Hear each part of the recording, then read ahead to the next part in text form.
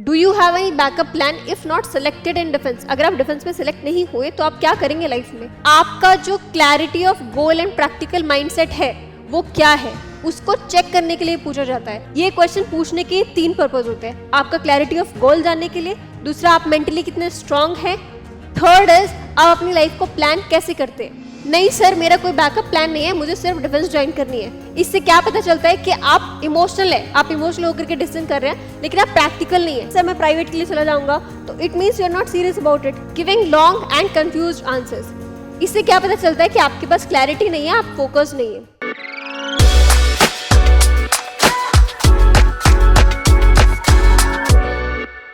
जय Hind everyone, welcome to the new session of RWSSB interview, जिसकी हमारी एक सीरीज चल रही है कि इंटरव्यू के क्वेश्चंस को आंसर कैसे करना है। एक बहुत इंपॉर्टेंट क्वेश्चन ये भी होता है कि आपका कोई बैकअप प्लान है या नहीं। ठीक है, ये नॉर्मली सारे कैंडिडेट से पूछा जाता है कि आप डिफेंस तो ज्वाइन करना चाहते हैं, आप एसएसबी तक तो आए हैं, आपका कोई बैकअप प्लान है या नहीं। तो आपको इसे कैसे आंसर करना है आज की क्लास में हम यही सीखेंगे। इस क्वेश्चन को पूछने का पर्पज क्या होता है? Do you have any backup plan if not selected in defence? अगर आप डिफेंस में सेलेक्ट नहीं हुए तो आप क्या करेंगे लाइफ में? इस क्वेश्चन को पूछने का पर्पस होता है कि आपका जो clarity of goal and practical mindset है वो क्या है, उसको चेक करने के लिए पूछा जाता है। दूसरी चीज ये देखने के लिए कि आप कितने मेंटली स्ट्रांग है, कितने बैलेंस्ड हैं और डेस्परेट तो नहीं है अपनी लाइफ को लेकर के। तीसरा, to assess whether you can plan your life logically और नॉट, क्या आप अपनी लाइफ के लॉन्ग टर्म प्लान्स को लॉजिकली अरेंज कर पाते हैं या नहीं, प्लान कर पाते हैं या नहीं। ये क्वेश्चन पूछने के 3 पर्पस होते हैं। आपका क्लैरिटी ऑफ गोल जानने के लिए, दूसरा आप मेंटली कितने स्ट्रांग हैं, थर्ड इज आप अपनी लाइफ को प्लान कैसे करते हैं। कॉमन मिस्टेक्स करते हैं जो कैंडिडेट्स, जब भी उनसे सवाल पूछा जाता है तो वो क्या करते हैं?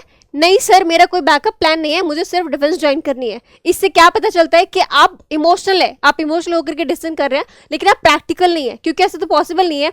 अब देखिए, एसएसबी में सिलेक्शन के chances are just 3% and there is lot of crowd out there who wants to join Indian army, Indian air force और Indian navy as an officer. तो आपके सिलेक्शन के रेट ऑलरेडी वेरी लो हैं, but still आप उस चीज पे अड़ जाओ कि नहीं मुझे सिर्फ यही चाहिए, तो somehow it sounds emotional but practical नहीं है।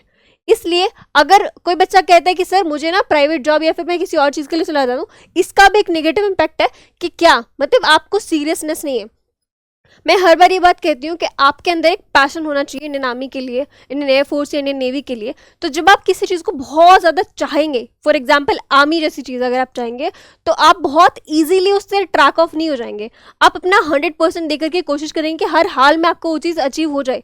फर्स्ट अटेम्प्ट से लेकर के आप लास्ट अटेम्प्ट तक वहाँ पर ट्राई करते रहेंगे कि आपको हो जाए। तो उसके बीच में आप डिस्ट्रैक्ट नहीं होंगे, पैसों का लालच लेकर के किसी प्राइवेट जॉब में नहीं चल जाएंगे, ज़्यादा टाइम वहाँ नहीं दे रहे होंगे।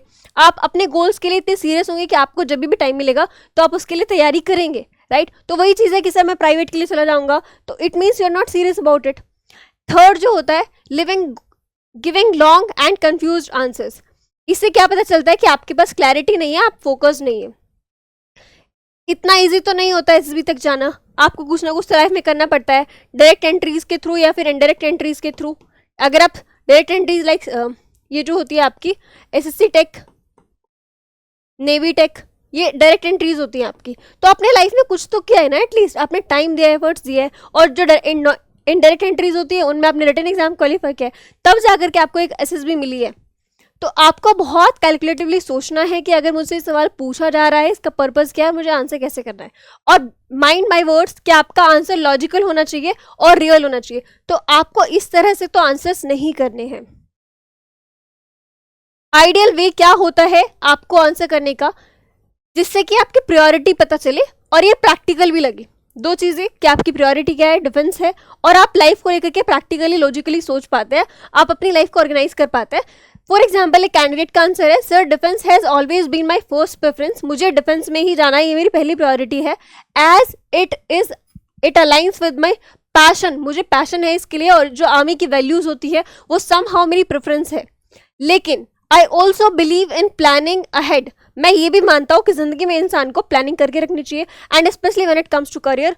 तो मैं क्या कर रहा हूँ, I am preparing for other, like अभी फॉर एग्जाम्पल एनडीए है और मे बी आपके पास 1 या 2 अटेम्प्ट है, लेकिन एसएसबी इज अगेन अनप्रेडिक्टेबल। तो आपको आगे जाकर के सीडीएस देना पड़ेगा, या फिर अगर आप सीडीएस के ही थ्रू जा रहे हैं तो आप सीएपीएफ भी अटेम्प्ट करेंगे, या फिर कोई, क्योंकि देखिए समहाउ ये भी अपने आप में अच्छी चीज है। सिविल सर्विसेज वाला सीएपीएफ तो अगेन डिफेंस का ही फील्ड है, बट सिविल थोड़ा सा अलग हो जाता है कि बट इंपॉर्टेंट है। अगर आप सीडीएस की तैयारी कर रहे हैं, सीएपीएफ की तैयारी कर रहे हैं, आप जीएस पढ़ रहे हैं ना, सेम आपकी इंग्लिश अच्छी हो चुकी होगी, तो वो चीज़ें आपको यहाँ पे हेल्प करेंगी। आप प्रैक्टिस के लिए क्वेश्चंस दे रहे हैं, आप प्रैक्टिस के लिए एग्जाम्स दे रहे हैं, या समहाउ अगर आप यहाँ पे आईपीएस ज्वाइन कर लेते हो, आईपीएस आपका पैशन है, तो वो सारे भी तो नेशनल सिक्योरिटी को प्रोटेक्शन देने के लिए ही है, वो सारे भी तो डिफेंस के रिगार्डिंग है। तो इट इज़ नॉट रॉन्ग कि अगर आपका उसी तरह का सेम है और वो आप वहाँ पे कह रहे हैं। इंपॉर्टेंट इज कि आप डेडिकेटेड है, आप हार्डवर्क कर रहे हैं। तो as a backup to keep myself growing productively, आप 4-5-6 साल अपनी जिंदगी के सिर्फ एक चीज में लगा रहे हैं, सीडीएस में। And the second thing is कि आप फर्स्ट या सेकेंड ईयर में ही जब आपको समझ में आ जाए कि यहाँ पे सिलेक्शन की रेट बहुत ज़्यादा कम है, तो सेम टाइम आप सीएपीएफ कोई और से एग्जाम्स की भी तैयारी करने लग जाएं, या फिर आप सीएससी दे लें, या फिर आप आईपीएस दे लें, कुछ भी आप एग्जाम दे लें, तो it will be for your own self growth. और जो आप लाइफ लेसन यहाँ से सीखेंगे, मे बी आपके नेक्स्ट एसएसबी में वो आपको हेल्प करे और आप रिकमेंड हो जाए। तो इससे क्या पता चलता है कि आप कमिटमेंट है आपकी डिफेंस के रिगार्डिंग, है ना। ओवरऑल आपका मेन एम क्या है? To serve the nation, to serve the nation. वो आप किसी भी प्रोफेशन में जाके कर सकते हैं, बट स्पेशली क्योंकि आपको पैशन है डिफेंस का, तो आप आईपीएस सीपीएफ ये सब चीजें चूज कर सकते हैं। Next is clarity of thought. आपको पता है आप क्या कर रहे हो लाइफ में और आप क्या करना चाहते हो।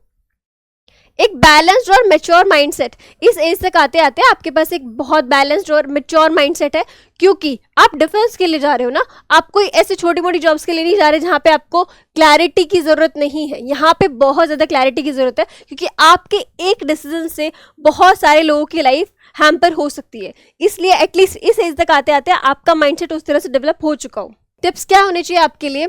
The very first one is start with passion. आपका जो आंसर होगा वहां पे, जब आप आंसर कर रहे होंगे कि आपको डिफेंस क्यों ज्वाइन करनी है, सबसे पहली चीज आपके पास क्लैरिटी होनी चाहिए कि आप क्यों कर रहे हो। आप एनालाइज करिए अपने आंसर्स को, आपका जो रियल आंसर है उसको फ्रेम करिए, फिर देखिए जो हम बता रहे हैं वो उससे कितना मिसमैच होता है, कितना अलाइन करता है। सेकंड, आपके अंदर एक बहुत अच्छा खासा पैशन होना चाहिए टुवर्ड्स डिफेंस फोर्सेस। तो आपकी प्रेफरेंस यही है, सीडीएस जो भी आपकी प्रेफरेंस है, आपकी प्रेफरेंस क्या है? आर्मी ज्वाइन करना, नेवी, एयरफोर्स, जो भी है।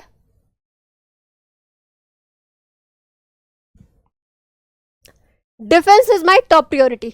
दूसरी, आप लॉजिक ऐड कर दीजिए, क्या? Because I understand that life requires planning. मुझे पता है सर कि लाइफ में प्लानिंग करनी बहुत ज़्यादा जरूरी है, इसलिए आपका जो बैकअप प्लान का रीजन है आपने यहाँ पे वो सिग्निफाई कर दिया। Mention realistic backup. For example, I am pursuing my post graduation. आप सीडीएस कब दे सकते हैं? ग्रेजुएशन के बाद।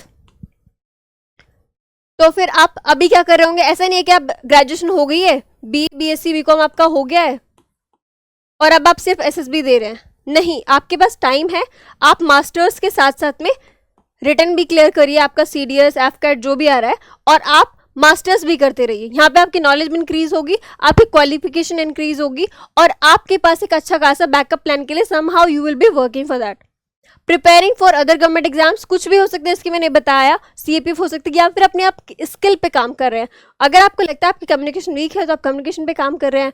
अगर आपको लगता है फाइनेंस के लिए आपको कोई और स्किल सीखने की जरूरत पड़ रही है, अगर आप ह्यूमैनिटीज बैकग्राउंड से हैं लेकिन आपको लगता है कि इसमें तो जॉब्स नहीं है, लेकिन आपका पैशन है डिफेंस फोर्सेस के लिए, तो आप कुछ भी कोडिंग सीखेंगे, ठीक है, कोई और स्किल सीखेंगे, एडिटिंग वगैरह, ताकि आप फाइनेंशियली इंडिपेंडेंट हो पाए, राइट।